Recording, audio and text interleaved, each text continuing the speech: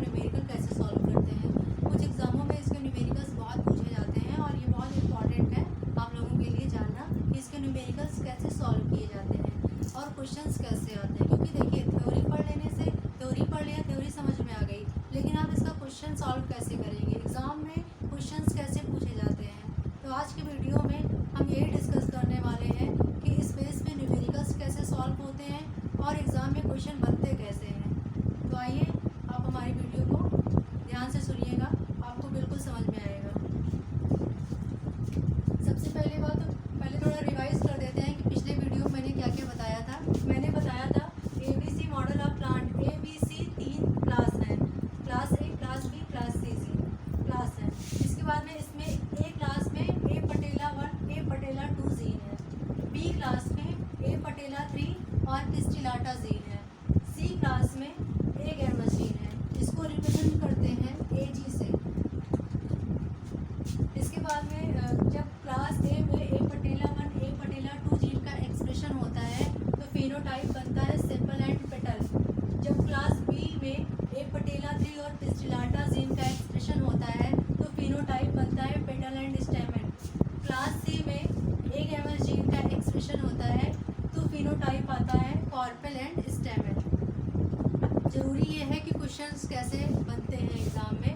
Exam में question कैसे पूछेगा कि A petala 1, A petala 2, A petala 1, A petala 2 gene का एक्सप्रेशन हो रहा है तो फिनोटाइप क्या होगा।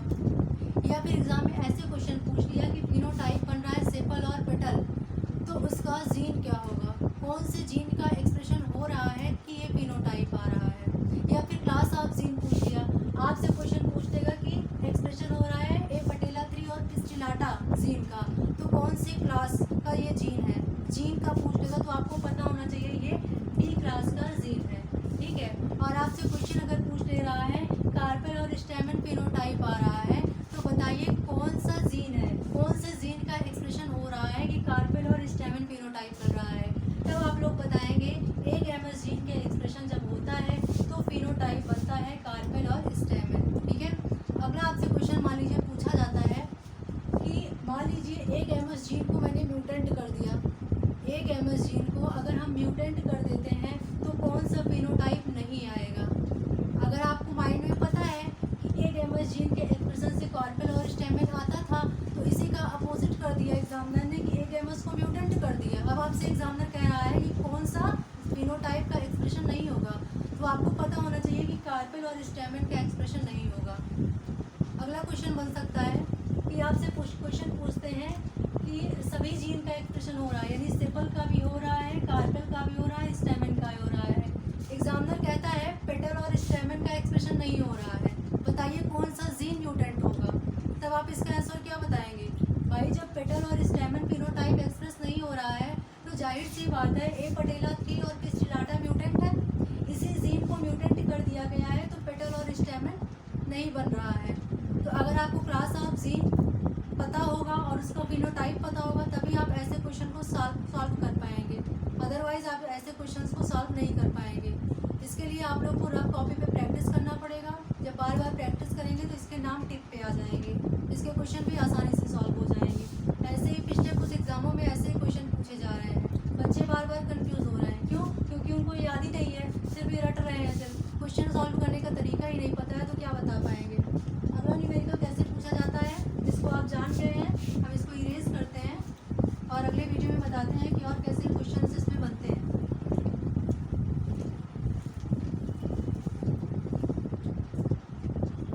क्वेश्चन दे दिया जाएगा एक एग्जाम में सेक्शन सी में ऐसे क्वेश्चन बनता है कि सिर्फ ये जीन पे चार आपको फिनोटाइप दे दिए जाएंगे। पहला दे दिया जाएगा सेपल। सेपल को हम सिर्फ स्टार्टिंग के 2 अक्षर लिख रहे हैं, बाकी आप समझ जाइएगा शॉर्ट फॉर्म में सेपल। इसके बाद में पेटल, पेटल के बाद में स्टेमन, स्टेमन के बाद में कार्पेल, ठीक है। ये 4 जीन का एक्सप्रेशन, 4 फिनोटाइप उन्होंने बताया है और आपको कह दिया जाएगा कि मैंने पेटल और स्टेमन को म्यूटेंट कर दिया है। तब बताइए फिनोटाइप क्या आएगा। क्वेश्चन को थोड़ा घुमा दिया एग्जामिनर ने, उसने कहा कि पेटल और स्टेमन को म्यूटेंट कर दिया जाए तब क्या फिनोटाइप आएगा। ऐसे क्वेश्चन आएंगे तब आप कैसे सॉल्व करेंगे।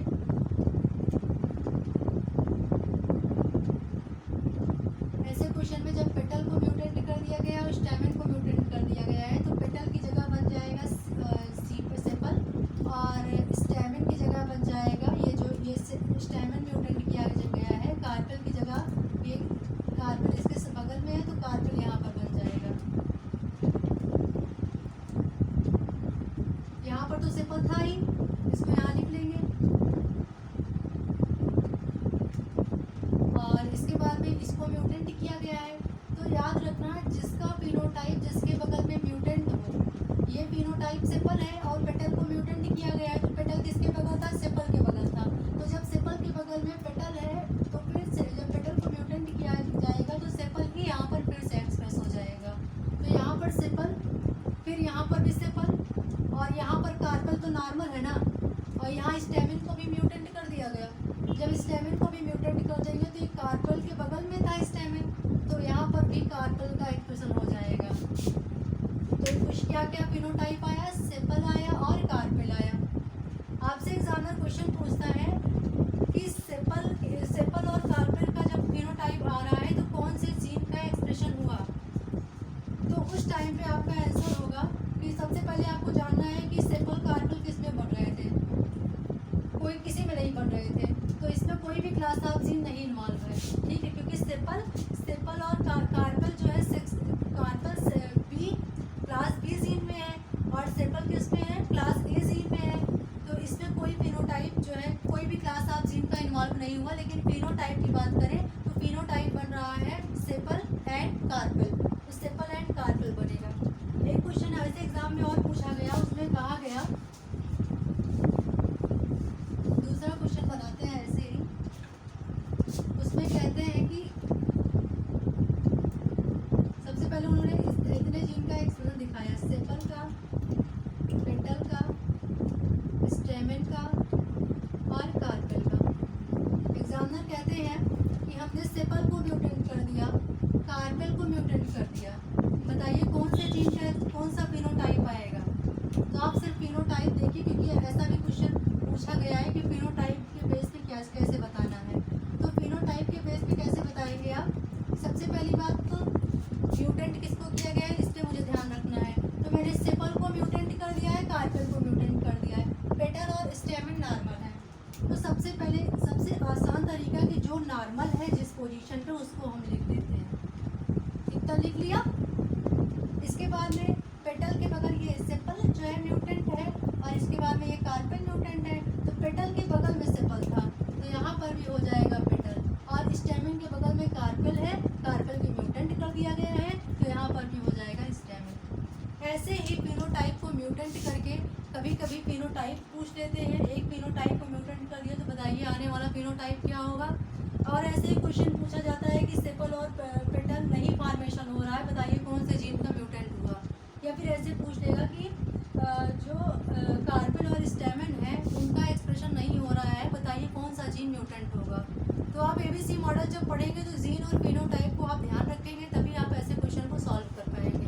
अदरवाइज अगर आपको क्वेश्चन एग्जाम में नहीं सॉल्व कर पा रहे हैं, आपको याद नहीं आ रहा है, तो आप लोगों से रिक्वेस्ट है कि क्वेश्चन को छोड़ के आगे बढ़िए, क्योंकि निगेटिव मार्किंग में नंबर चले जाएंगे तो कोई आपका ही लॉस होगा, कोई फर्क नहीं पड़ने वाला है।